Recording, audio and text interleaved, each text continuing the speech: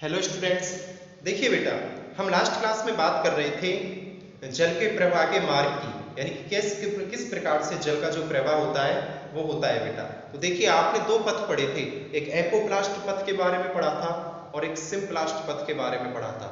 आपने देखा था बेटा कि जो एपोप्लास्ट जो पथ होता है वो निर्जीव पथ होता है। कौन सा बेटा?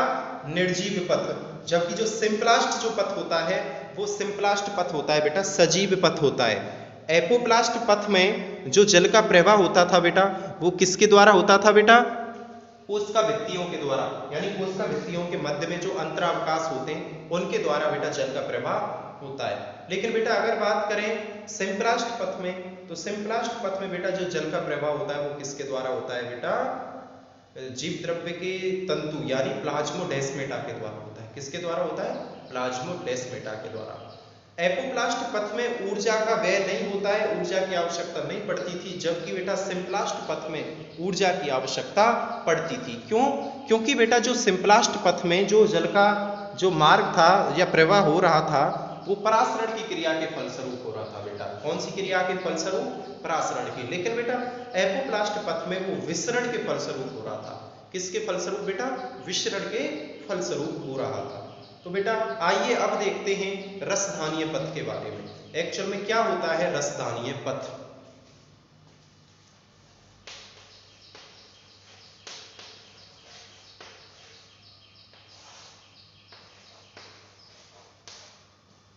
देखिए बेटा, जो रसधानीय जो पथ होता है, अगर इस पथ की बात करें कि इसमें किस प्रकार से बेटा जल का प्रवाह होता है, तो याद रखना है इसमें जल का प्रवाह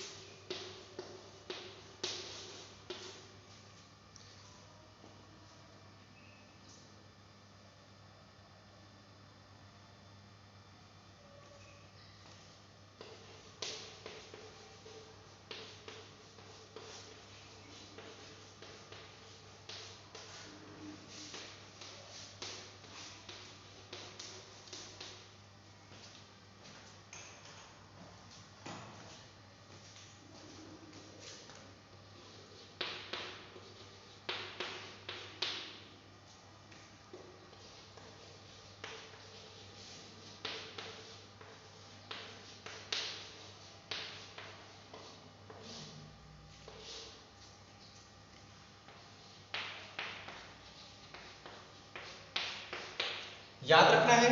रसधानीय पथ में जो जल का बेटा जो प्रवाह होता है वो एक कोशिका से दूसरी कोशिका में जीव द्रव्य कला या जीव द्रव्य झिल्ली के द्वारा प्रवेश करता है, ना कि प्लाज्मोडेस्मेटा के द्वारा। याद रखना है, ठीक है बेटा। और फिर इसके पश्चात जो जल गुजरेगा वो किससे गुजरता है? रसधानी से गुजरता है। और उसके पश्चात जो जल गुजरेगा वो किससे गुजरेगा बेटा? रसधानी से।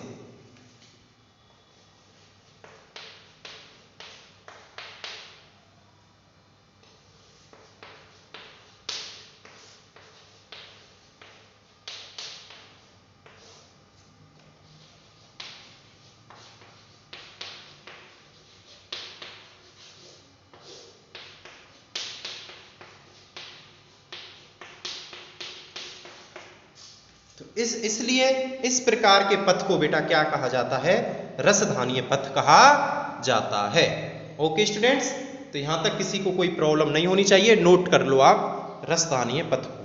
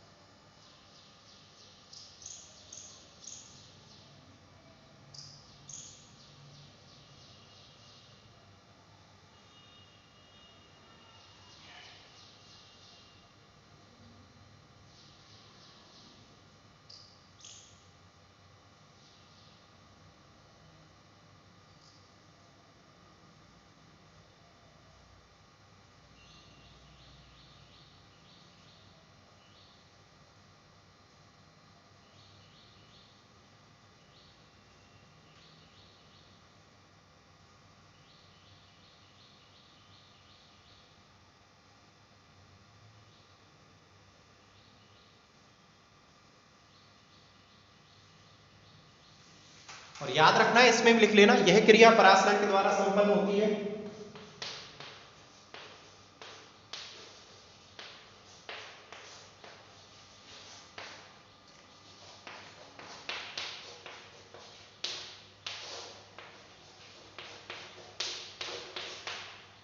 और इसमें भी ऊर्जा की आवश्यकता होती है।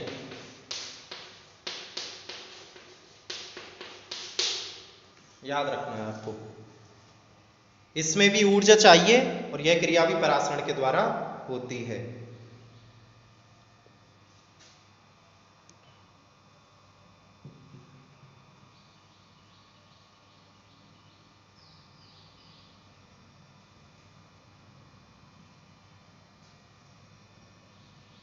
ओके स्टूडेंट्स, रसदानीय पथ जो होता है जल प्रवाह का, इसमें भी जो क्रिया होती है, ये जल का जो प्रवाह होता है बेटा, वो किसके द्वारा होता है? पराशरण की क्रिया के द्वारा होता है, और इसमें भी ऊर्जा खर्च होती है।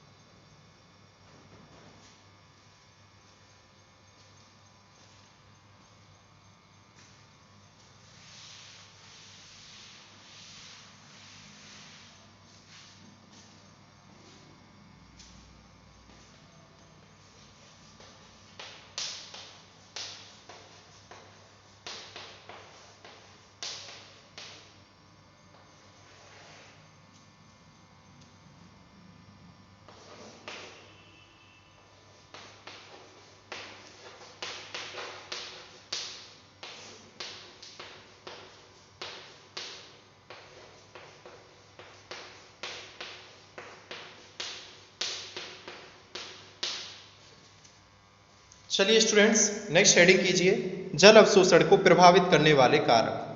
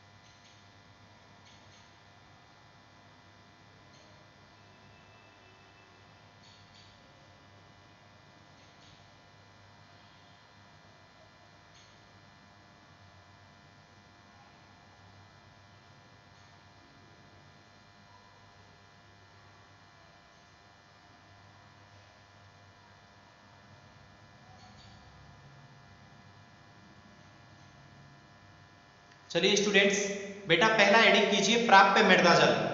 प्राप्य मृदा जल, देखिए बेटा, अगर मृदा के अंदर जल ही कम होगा, जब जमीन में जल ही नहीं होगा तो जल अवशोषण कहां से होगा? तो इसका मतलब तो ये हो गया, मृदा के अंदर जितना ज्यादा जल होगा जमीन के अंदर उतना ही ज्यादा जल अवशोषण होगा। तो लिखो बेटा, मृदा में उपस्थित सभी प्रकार का जल, मृदा में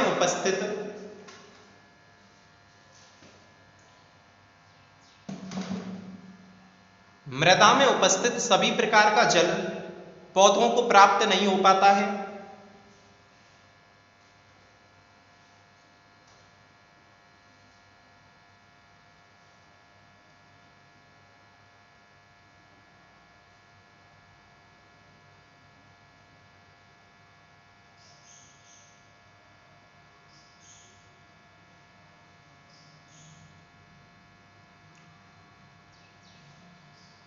यदि मृदा जल की मात्रा अधिक होगी, यदि मृदा जल में केशिकीय जल की मात्रा अधिक होगी, ऐसे लिखो, यदि मृदा जल में केशिकीय जल की मात्रा अधिक होगी तो जल अवशोषण भी अधिक होगा।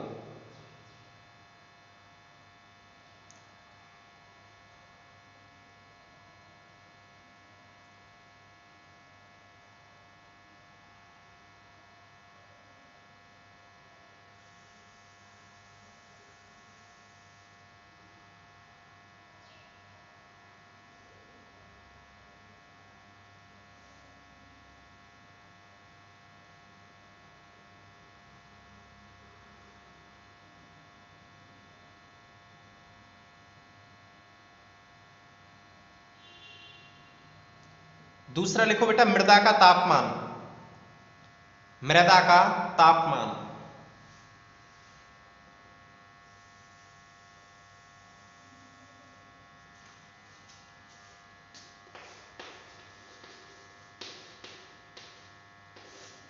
देखिए बेटा, 20 से 30 डिग्री के मध्य, 20 से 30 डिग्री के मध्य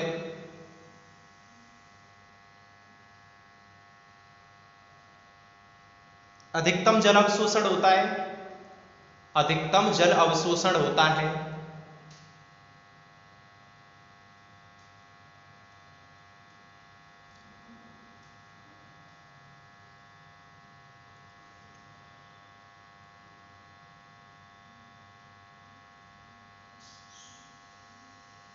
तीस से अधिक एवं 20 से कम होने पर, 30 से अधिक और 20 से कम होने पर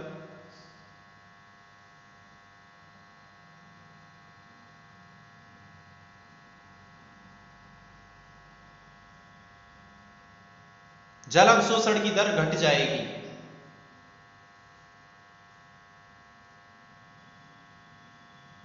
जल अवशोषण की दर घट जाएगी।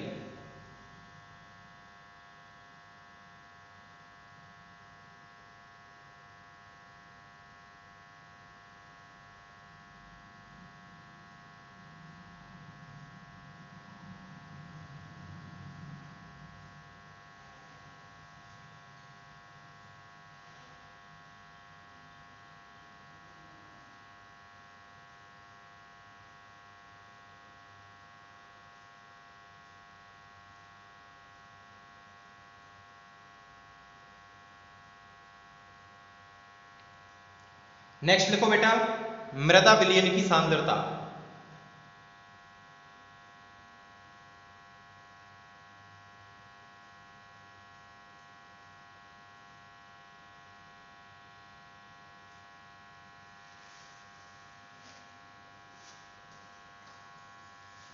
देखो बेटा, मृदा विलयन में यदि सांद्रता अधिक होगी, मृदा के अंदर यदि खनिज लवणों की सांद्रता अधिक होगी तो जल अवशोषण कम होगा।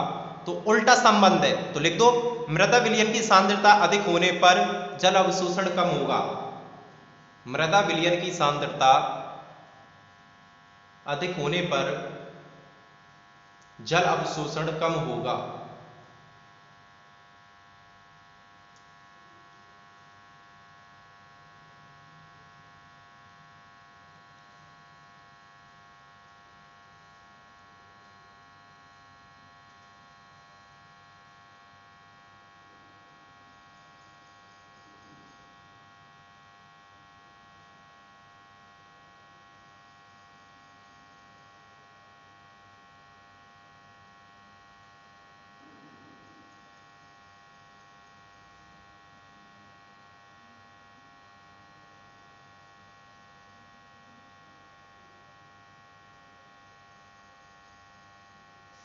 चलिए बेटा, अब एडिंग करनी है आपको रसारोहण।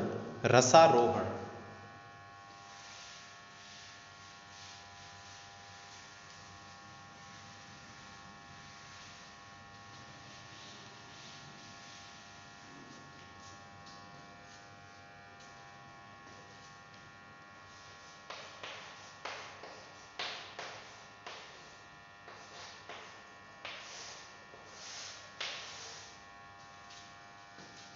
चलिए हेडिंग कीजिए बेटा, रसारोहण।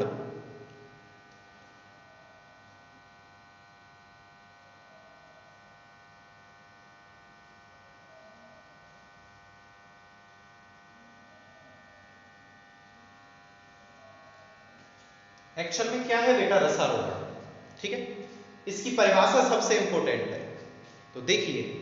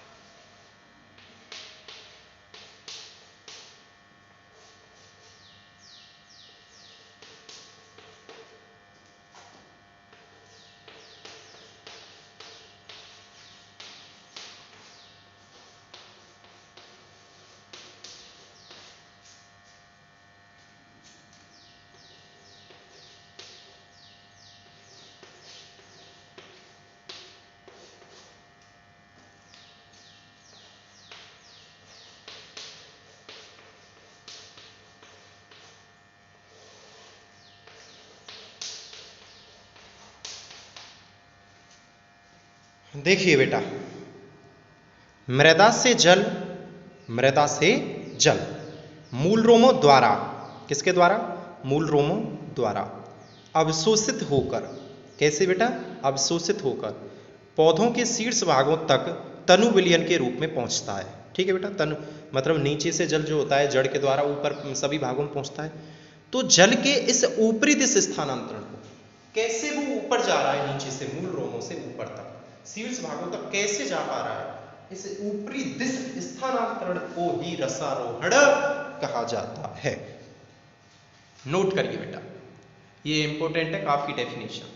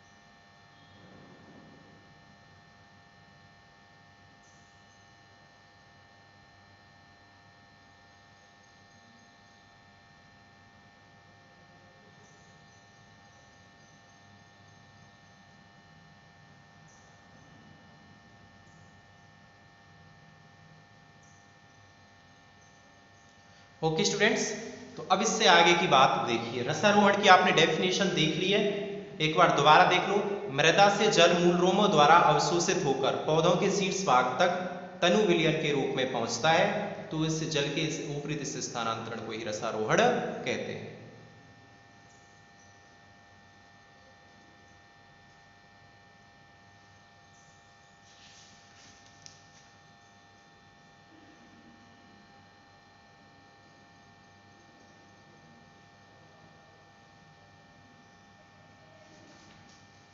अब देखिए बेटा, एक्चुअल में होता क्या है। अब ये रसारोहण की क्रिया विधि कैसे होती थी, इसको समझाने के लिए 3 सिद्धांत दिए गए थे। कितने सिद्धांत दिए गए थे? 3। पहला था जैविक बल सिद्धांत। भाई कोई वैज्ञानिक बोला कि जो रसारोहण की क्रिया होती है ये जैविक बलों के द्वारा होती है, तो इसीलिए इसको क्या बोल दिया? जैविक बल सिद्धांत। किसी ने कहा कि यह मूल दाब के कारण होती है, तो मूल दाब सिद्धांत। तो किसी ने कहा कि यह भौतिक बलों के द्वारा संपन्न होती है, तो भौतिक बल सिद्धांत। तो रसारोहण की क्रिया को समझाने के लिए 3 सिद्धांत दिए गए।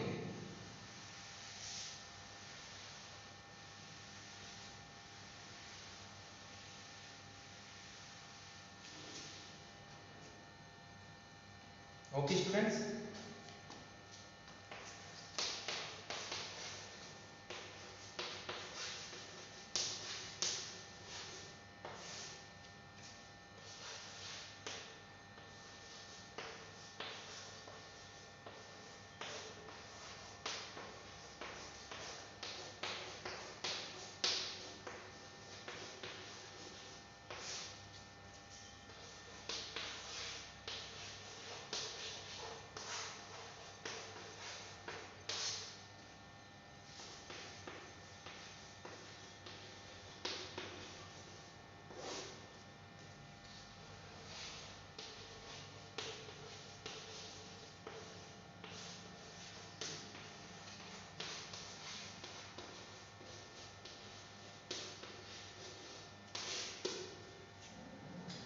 तो रसारोहण की क्रिया विधि को समझाने के लिए कितने सिद्धांत दिए गए? 3। नोट कर लो बेटा।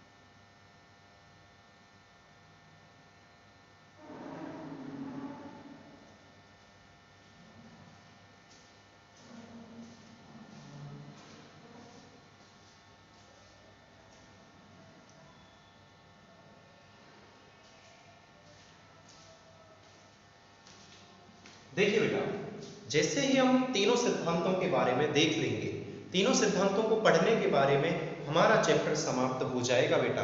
क्या हो जाएगा? चैप्टर समाप्त हो जाएगा। तो 3 सिद्धांत हैं, इन तीनों सिद्धांतों को पढ़ने के बाद चैप्टर समाप्त हो जाएगा और उससे आगे नेक्स्ट चैप्टर नंबर 7 स्टार्ट हो जाएगा बेटा। देखिए बेटा, आपका दायित्व क्या है? आपको प्रत्येक चैप्टर की वीडियो अच्छे से देखनी है और अच्छे से अपने चैप्टरों को संपन्न और कंप्लीट करना है। तो याद रखना है, एक तो वहां से निष्क्रिय जल अवशोषण, सक्रिय जल अवशोषण, वहां से क्वेश्चन पूछ लिया जाता है। उसके बाद इन तीनों में से कोई ना कोई एक इस बार जरूर आएगा बेटा। याद रखना, 2020 के एग्जाम में यहां से या तो ये आ सकता है या ये आएंगे, इन तीनों में से कोई ना कोई एक आएगा 101%। तो इन तीनों को वैसे मैं नेक्स्ट क्लास में पढ़ाऊंगा, लेकिन आप इन तीनों के बारे में देख लो एक बार। भाई जैविक बल सिद्धांत में वैज्ञानिक क्या बता रहे हैं? रसारोहण की क्रिया को किसके लिए उत्तरदायित्व कर रहे हैं कि जैविक बलों से हो रही है रसारोहण की क्रिया। तो मूल दाब सिद्धांत में क्या हो रहा है कि ये बोला जा रहा है कि मूल दाब की वजह से हो रही है। मूल दाब याद करिए क्या होता है? जाइलम की वाहिकाओं में उत्पन्न जो दाब होता है उसे मूल दाब कहते हैं। बताऊंगा मैं क्या होता है। और बहुत साइंटिस्ट बोल रहे हैं कि भौतिक बलों के द्वारा होता है। तो ये तो आप निष्कर्ष निकालना कि किसके द्वारा होता है जब मैं इन तीनों को पढ़ा दूं बेटा। ओके स्टूडेंट्स, तो ये 3 आपको याद रखना है रसारोहण की क्रिया विधि को समझाने के लिए। रसारोहण की क्रियाविधि को समझाने के लिए। कितने सिद्धांत हैं आपके पास? जैविक बल सिद्धांत, मूल दाब सिद्धांत और भौतिक बल सिद्धांत। ये तीनों बेटा काफी इंपोर्टेंट हैं, इनमें से कोई भी एक 2020 में आ सकता है, याद रखना है बेटा आपको। तो जैसे ही ये तीनों आप पढ़ लिए जाएंगे उसके बाद आपका चैप्टर बिल्कुल समाप्त हो जाएगा। ठीक है बेटा। लेकिन बेटा एक बात सुनिए, अभी स्कूल में क्या होता है कि हम आपके लिए एक टेस्ट भेजते हैं। क्या भेजेंगे? टेस्ट। तो वो टेस्ट आपके लिए जाएगा और आपको उसे एक अलग से कॉपी बनानी है, ज़्यादा बड़ी कॉपी मत बनाना। उस कॉपी में आपको उसको सॉल्व करना है। फिर ऐसे ही उसके पैरेलल में दूसरी कॉपी रखनी है। एक कॉपी को स्कूल दे जाओ, दूसरी में जो घर पर रहेगी उसमें अगला टेस्ट कर लो। फिर अगले दिन उस कॉपी को दे जाओ, मतलब कुछ दिन बाद जिस दिन भी स्कूल बुलाए आपको, और पुरानी वाली कॉपी को हम चेक करके रख देंगे, उसे आप वापस ले जाओ। तो ये वाला तरीका आपको करना है। जहाँ तक है बेटा संभवतः मैं आपको बता रहा हूँ, जो भी हम टेस्ट लेंगे उन टेस्टों से ही बेटा हमारा पूरा पेपर आ जाएगा। वैसे भी आपने देखा होगा इस बार भी हमारे स्कूल का बहुत ही अच्छा रिजल्ट गया है, काफ़ी लड़कियां निकली हैं 90 क्रॉस। ठीक है बेटा। और बायोलॉजी में तो सबसे बड़ी बात है, एक भी गर्ल्स फेल ही नहीं हुई है, ये सबसे बड़ी बात है। फिजिक्स केमिस्ट्री में उनके नंबर कम आए, इस वजह से फेल हो गई हैं, वरना बायोलॉजी के अगर प्रॉपर नंबरों को देखें तो एक भी गर्ल्स फेल नहीं हुई है। ओके स्टूडेंट्स, तो ये आपको याद रखना है। और कल जो हम पढ़ेंगे वो पढ़ेंगे जैविक बल सिद्धांत या मूल दाब सिद्धांत या भौतिक बल। तो एक दिन में शायद एक ही क्लास कंप्लीट हो पाएगी, यानी कि ये तीनों जो सिद्धांत हैं वो 2 दिन में कंप्लीट हो जाएंगे बेटा आपके। तो इनको स्टार लगा लेना, काफी महत्वपूर्ण ये टॉपिक्स हैं बेटा, जैविक बल सिद्धांत, मूल दाब सिद्धांत और भौतिक बल सिद्धांत। तो सबसे पहले अब जो आपको हेडिंग करनी है वो क्या करनी है बेटा? जैविक बल सिद्धांत। और इसमें मैं आपके लिए एक लाइन लिखा देता हूं।